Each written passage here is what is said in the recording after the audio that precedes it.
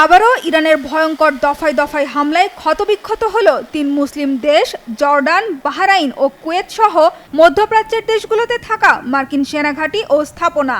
আমেরিকার নতুন হামলার ২ ঘন্টা পার না হতেই পাল্টা কড়া জবাব দিল খামেনির দেশ। সাফ জানিয়ে দিয়েছে এখন থেকে শত্রুদের আর কোনো ছাড় নেই, জবাব হবে সাথে সাথেই।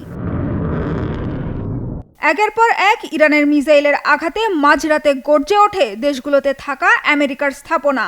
একটি দুইটি নয়, জর্ডানে থাকা F-35 বিমানের হ্যাঙ্গার ও বাহরাইনে পঞ্চম নৌবহর সহ মধ্যপ্রাচ্যের ২০টিরও বেশি মার্কিন সামরিক অবস্থানে ভয়াবহ আঘাত এনেছে তেহরান।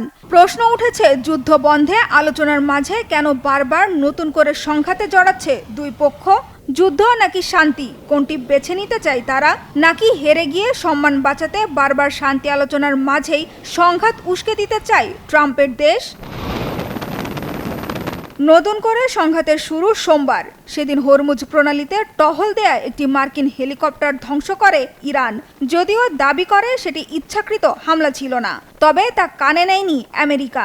এই অজুহাতে এর পরদিন মঙ্গলবার রাতে ইরানের বন্দর আব্বাস, কেশম ও সিরিক দ্বীপে ব্যাপক হামলা চালায় মার্কিন বাহিনী। মার্কিন সেন্ট্রাল কমান্ড সেন্টকম জানিয়েছে, হরমুজ প্রণালী ঘিরে ইরানের সামরিক অবস্থান ও রাডার স্থাপনায় হামলা হয়েছে। কেশম দ্বীপে অন্তত ৬টি বিস্ফোরণের খবর নিশ্চিত করেছে তেহরান। সিরিকের উপকূলীয় এলাকা এবং হরমুজগান প্রদেশের জাস্ক এবং কুহ-ই শহরে আঘাত হেনেছে মার্কিন মিসাইল। সেই সাথে মার্কিন প্রেসিডেন্ট ডোনাল্ড ট্রাম্প নতুন হুমকি দিয়ে বলেছেন, চুক্তিতে দেরি করায় এখন চড়া মূল্য চুকাতে হবে ইরানকে। বরাবরের মতোই ট্রাম্পের হুমকিকে পাত্তা না দিয়ে পাল্টা হুঁশিয়ারি দিয়েছে ইরান। বলেছে, নিরাপদ থাকতে চাইলে যুক্তরাষ্ট্রকে এখনই মধ্যপ্রাচ্য ছেড়ে চলে যেতে হবে। পাশাপাশি ইরানে আবার কোনো হামলা হলে দাঁত ভাঙা জবাব দেওয়ার হুমকি দিয়ে রেখেছেন পররাষ্ট্রমন্ত্রী আব্বাস আরাকচি।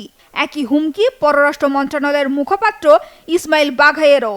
সাফ জানিয়ে দেন, দেশ রক্ষায় যে কোনো ধরনের সামরিক পদক্ষেপ নিতে প্রস্তুত ইরানের সশস্ত্র বাহিনী। যেখানেই প্রয়োজন হবে আমাদের সশস্ত্র বাহিনী শক্তি ও সামর্থ্য দিয়ে শত্রুর মোকাবেলা করবে। গত রাতেই তারা দেখিয়ে দিয়েছে ইরানের সশস্ত্র বাহিনী দেশ রক্ষায় দ্বিধা করে না।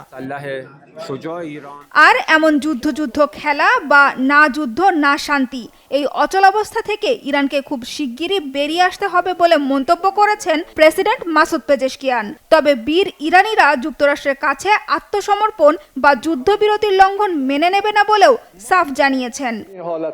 আমাদের অবশ্যই এই যুদ্ধও নয়, শান্তিও নয় অবস্থা থেকে বেরিয়ে আসতে হবে। যুদ্ধ কোনোভাবেই দেশের স্বার্থে নয়, কিন্তু শত্রুরা যদি মনে করে আমরা আত্মসমর্পণ করব বা পিছু হটব, তবে এটা তাদের স্বপ্নই থেকে যাবে। তারা তাদের হুমকি দিয়ে আমাদের আত্মসমর্পণে বাধ্য করতে পারবে না। পাল্টাপাল্টি সংঘাতে জড়ালেও ইরান ও আমেরিকা নতুন করে আবারও যুদ্ধে জড়াবে না বলে মনে করছেন বিশ্লেষকরা। এদিকে যুক্তরাষ্ট্রের বিরুদ্ধে যুদ্ধে ইরানকে সমর্থন দিয়ে যাচ্ছে ইয়েমেনের হুথি বিদ্রোহীরা। হরমুজ প্রণালীতে ইরানের অবরোধের প্রতি সমর্থন জানিয়ে ইয়েমেন উপকূল পার হওয়ার চেষ্টা করা একটি জাহাজে হামলা চালিয়েছে গোষ্ঠীটি। যুদ্ধের আরেক ফ্রন্ট, ইরানের আরেক মিত্র লেবাননে নৃশংস হামলা অব্যাহত রেখেছে ইসরায়েল। ডোনাল্ড ট্রাম্পের শান্তি প্রচেষ্টা, ইরানের চোখ রাঙানি সবকিছু উপেক্ষা করে বুধবারও দক্ষিণ লেবাননের হুমিন আল ফাওকা এলাকায় হামলা চালিয়েছে বর্বর ইসরায়েলি বাহিনী। লেবাননের সাধারণ নাগরিকদের হত্যার পাশাপাশি উচ্ছেদ অভিযানও চালাচ্ছে। তবে পাল্টা জবাব দিচ্ছে হিজবুল্লাহ। সানজিদা ইসলাম তন্নি, বাংলা ভিশন নিউজ ডেস্ক।